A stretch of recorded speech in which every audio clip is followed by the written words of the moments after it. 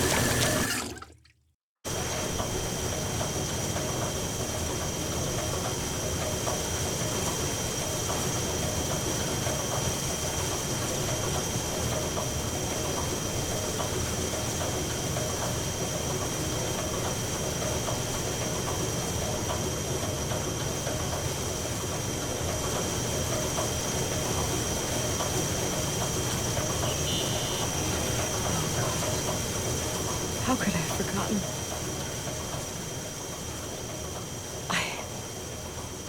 I saw everything. I was there. All the pieces were in front of my eyes. A kid's eyes. It was the same night as the hockey game in Missoula. Reverend Foster was so busy with the preparations of the meals for the giving to the poor at the Timberline Church. And my mother, Claire, said that we would get back from the game in time for the distribution. She convinced my father to help the Reverend, and he'd come with his whole family. You and Rachel. Yeah. I remember it like it was yesterday. I couldn't find my stick. I panicked and I went down to the garage. Claire was there, red in the face. Her look. Her look? It was just a fleeting feeling. That's why I erased it from my memory. I had to erase it, understand? What was in her look? It just wasn't her. It was like a frightful creature. A disturbed, dangerous animal. I've never seen her like that before or after. Not even on her deathbed. And then she put her hands on her hips, exhausted. She smiled. And there she was again, my mom. I thought it must have just been the impression of a moment. I had the finals against Cold Springs High awaiting me. I climbed in the car, throwing my bag into the back seat. My hockey stick was there. Claire said she'd cleaned it. She'd cleaned it. Go on. No, I don't. Go on! We got there on time and I played. Best game of my life. And the last. Claire was on the bleachers encouraging me and cheering. And then I lost sight of her. 2 whole periods, I think. And later when I asked, she said she'd moved because Marty O'Donegal's father was getting on her nerves. But it wasn't true.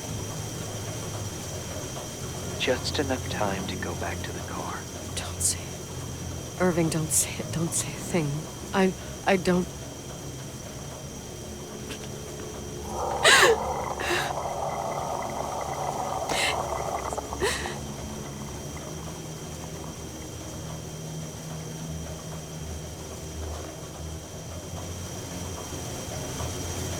I traveled all the way with Rachel's body and the baby she carried inside of her in the trunk, rolled in the blanket. God, oh my God. She killed Rachel.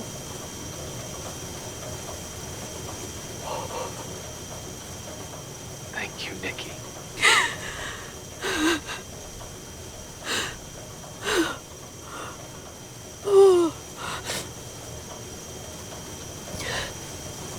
You've had your revenge. I hope all this gives you the peace you were looking for. I wanted you to help me uncover the truth. You're saying you didn't know that Claire... I was only a kid. Plus, she never wanted me to get to the bottom of it. Rachel is here? You know, I think she's still protecting me. But I'm grown up now. Now, we can all be reunited at last. What? Wait, where are you going? Listen, we can work things out.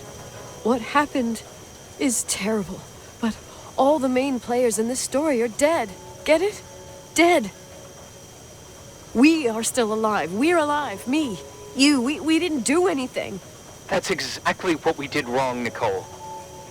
We didn't do anything. It's beautiful here. Rachel told me about it so many times, but I never thought it was so beautiful.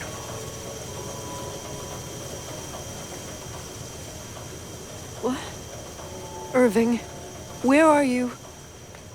It's white as far as the eye can see, beyond the mountains.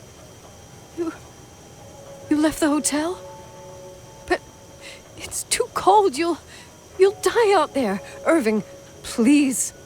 I've lived in the dark for years. You freed me. And now I can finally rest in the light. I can go back to her. Don't go. You can't. Don't leave me, too. We have our drink. It's not a goodbye, my tough, pragmatic, stubborn Nikki. We'll meet again. Another time. Beyond this horizon of events. Everything is...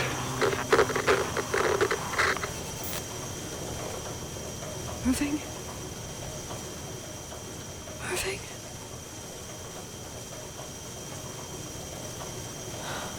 I don't want to stay alone here. Everything seems to be becoming dark. I'm scared. Who's there? Rachel? Is that you?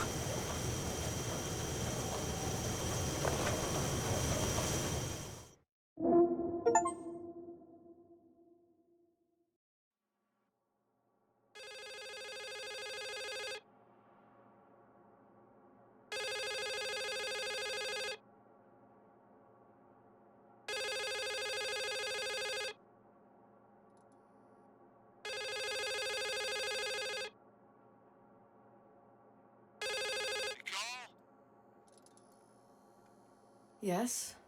Nicole, it's me, Jenkins, the attorney. Finally, I can get through. You don't know how many times I've tried. I can't hear you. The connection's bad. How are you? I was really worried about the storm. I'm good. Great. I'm glad. You're sure you get... Listen, I don't want to sell the hotel anymore. What? Damned interference. I didn't catch you. What'd you say? I don't want to sell the hotel anymore. You've been really nice. Your job is done. Thanks. Oh, well, I see. Well, you're the owner, and you got every right to decide. But maybe we should talk about it in person. I want to understand. This kind of decision... I'm back home, and I have to stay here. Forever. Wait a sec, let's talk. There's also my fee.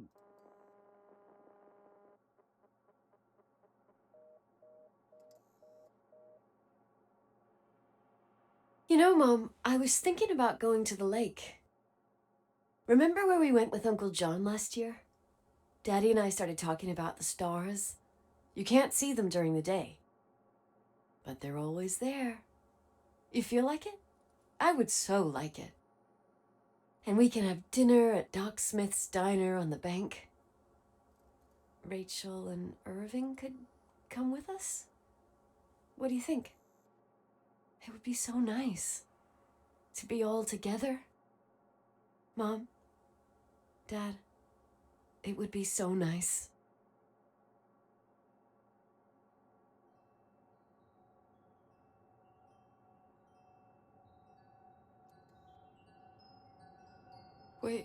Wait. I did all that you asked me.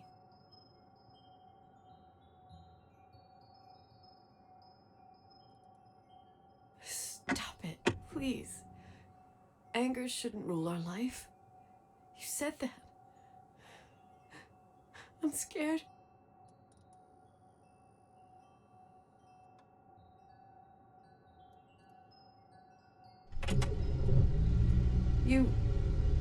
I don't want to die. It's getting dark. I can't see the light.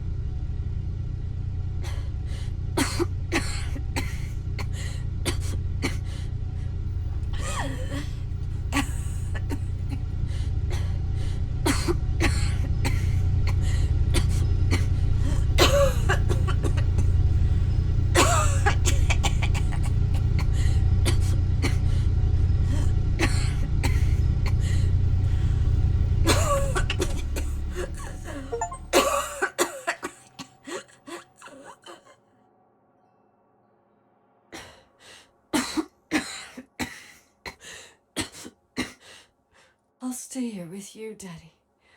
Mom, we'll bring back the Timberline to its fortune together. We will be happy again, all together. Yes. Like a whole family. No more anger.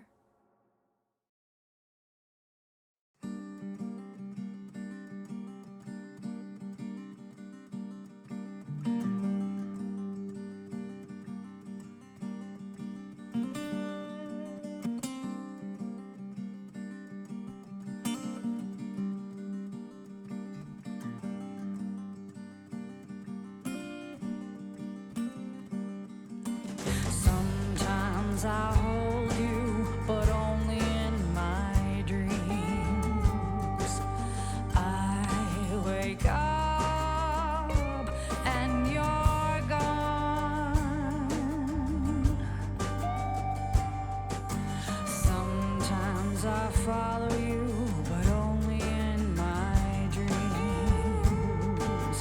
When I forget that you're dead, speak to me in words unspoken. Cry it out between the trees, between the trees. Speak to me with silence broken. Share with me the life you live, the life And just it's pretty happy. What a pretty good start.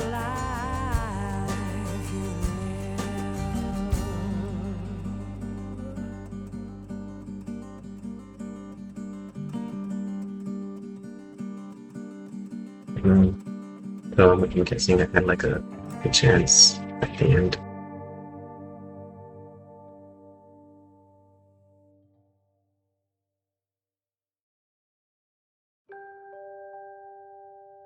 But I think somebody at that age, even if they didn't have anything to do with it,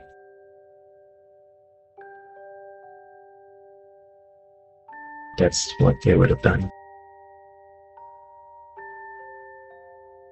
But I don't think they would have kept I don't think they would have kept the hotel. I think they would have like sold it to probably use like money to help in these type of circumstances.